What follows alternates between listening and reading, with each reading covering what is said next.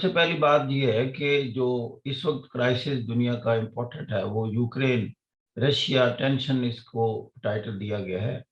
وہ یہ ہے کہ جو بائیڈن نے کہا کہ رشیا کی چونکہ جو ڈپلائمنٹ آف فورسز ہے on the eastern border of Ukraine, اس میں اضافہ ہو رہا ہے، لہذا وہ یہ سمجھتے ہیں کہ رشیا کسی بھی وقت یوکرین پر اٹیک کر سکتا ہے، اور اس صورتحال میں ہم اپنے ٹروپس نہیں بھیجیں گے کہ جو امریکنز ہیں یوکرین میں ان کو وہاں سے نکالنے کے لیے۔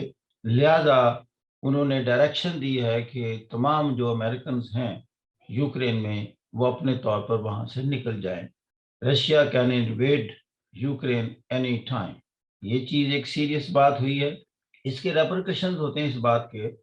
ایک تو یہ ہے کہ جنگ کا امکان بڑھ گیا ہے، اور ایک ایسے لگ رہا ہے کہ جیسے زیادہ کنفرنٹنگ موڈ نہیں ہے ویسٹ کا کہ دے ول فائٹ ود دیم، کہ یوکرین کا جو اپنا سیٹ اپ ہے اور جو نیٹو کی فورسز تھوڑی بہت بھیجی ہوئی ہیں، دے ول پلے دیئر رول، لیکن اس کے ساتھ ہی کریملن نے ڈینائی کیا ہے کہ we are not going to attack. یہ ایک عجیب بات ہے، جب وہ کہتے ہیں کہ رشیا اٹیک کرنے والا ہے، وہ کہتا ہے میں اٹیک نہیں کرتا۔ میری وہ ایک ہی کنڈیشن ہے، میں اس وقت اٹیک کروں گا جب یوکرین کو آپ فارملی نیٹو کا ممبر بناتے ہیں۔ یہ کہتے ہیں کہ وہ بنانے سے پہلے اٹیک کر دے گا۔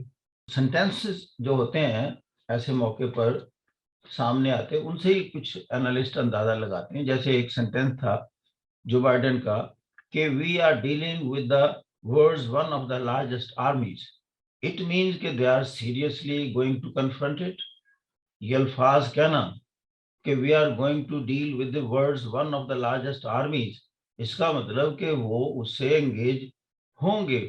پھر یہ ہے کہ انہوں نے کہا کہ جلدی کیوں ہم سمجھتے ہیں کہ رشیا انویٹ کر دے گا، کہ جو ونٹر اولمپکس چائنا میں چل رہے ہیں اس کا بینیفٹ اٹھائے گا کہ دنیا کی جیسے نظریں ادھر ہیں، تو this is the high time to invade Ukraine. بڑی پریکیریس سچویشن ہے۔ اور ادھر کوارڈ کی جو آسٹریلیا میں میٹنگ ہوئی ہے فارن منسٹرز کی، تو وہاں بھی انہوں نے کہا تو یہ ہے کہ انڈو پیسیفک کے ڈیفنس کے لیے ہم اکٹھے ہوئے ہیں، لیکن اس کے ساتھ ساتھ جو امریکہ کے فارن منسٹر تھے انہوں نے اس بات کا ذکر کیا جو tension going on in Ukraine. تو اس کا مطلب یہ ہے کہ یہ جو موجودہ سچویشن ہے یوکرین میں، اس کی بیک گراؤنڈ میں ہی یہ کوارڈ کی میٹنگ رکھی گئی اور ہوئی ہے۔ آپ لوگوں کے ذہن میں ایک سوال آئے گا کہ یہ ایشو بنیادی طور پر ہے کیا، کیوں ایسے ہوا، رشیا اتنا سینسٹیو یوکرین کے لیے کیوں ہے؟ میں بریفلی تھوڑا سا آپ کو پیش کرتا ہوں کہ وہاں ایک ڈیموکریٹک گورنمنٹ تھی 2014 میں، اس کے پریزیڈنٹ تھے وکٹر یانکووچ، اور وہ 2010 میں الیکٹ ہوئے ڈیموکریٹیکلی، اور وہ پرو رشین پالیسی کے قائل تھے۔ 2014 میں ان کے خلاف ایک ایجیٹیشن شروع ہوا ہے کیف میں، جو کیپٹل ہے یوکرین کا۔ لانگ پروٹیسٹ ہوا، مسلسل ہوا، اس کے بعد ملٹری کو ہوتا ہے اور اسے ڈپوز کر دیا جاتا ہے، اور یانکووچ وہاں سے بھاگ کر ماسکو چلے جاتے ہیں۔ اب یہ جب چیز ہوئی، اور یہ جو پروٹیسٹ تھا یہ پرو ویسٹ لوگوں کا پروٹیسٹ تھا۔ آپ تھوڑا سا ذہن میں رکھیے کہ یوکرین جو ہے یہ لنگوسٹیکلی، ایتھنیکلی، ریشلی یہ کچھ ڈیوائیڈڈ ہے۔ اس کا جو سینٹرل اور ویسٹرن پارٹ ہے وہ ہمیشہ سے ہی پرو ویسٹ یا پرو یورپ رہا ہے، اور جو اس کا ایسٹرن کارنر ہے وہ رشین سپیکنگ لوگوں کو ہے، ایتھنیکلی دے آر رشین۔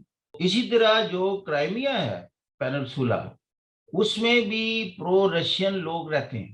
لہذا امیڈیٹلی جو رشیا نے ریسپونڈ کیا، اس نے کرائمیا میں باقاعدہ اپنی فوجیں اتاری، اور فوجیں اتارنے کے بعد وہاں ریفرینڈم کروایا کہ آپ بتائیں رشیا کا حصہ بننا چاہتے ہیں کہ نہیں، اور ریفرینڈم کا جو رزلٹ تھا وہ پرو رشیا نکلا، اور انہوں نے فارملی اس کو انیکس کر کے رشیا بنا لیا۔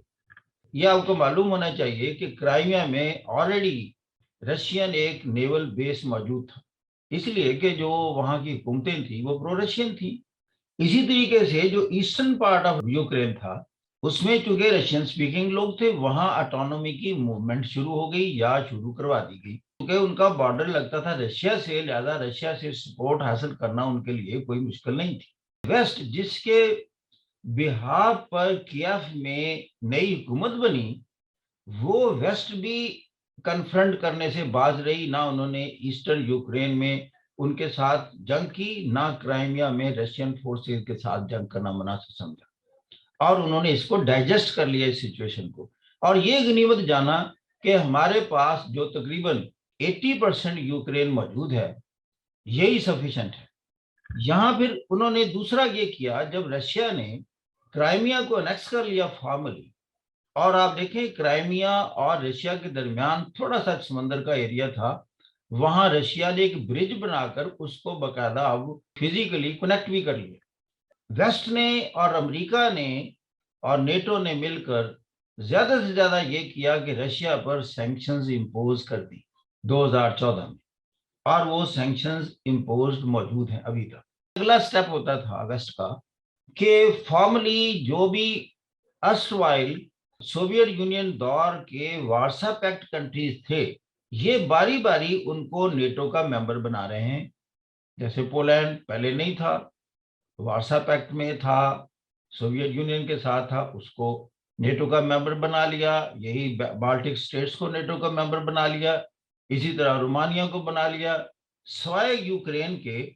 اب یوکرین اس علاقے کا سب سے بڑا کنٹری ہے، اور یہ رشیا کے ساتھ کنٹیگوس ہے، اور پھر تھوڑا رشیا پولیٹیکلی اور اکنامیکلی اور ڈیفنس پوائنٹ آف ویو سے سٹیبل ہو گیا اور سٹرونگ ہو گیا، تو لہذا اس نے کہا کہ اگر یوکرین کو آپ نیٹو کا ممبر بناتے ہیں اور یوکرین میں atomic war had career missiles fit کرتے ہیں ڈائریکٹنگ ٹورڈز رشیا، آئی ول انویڈ یوکرین۔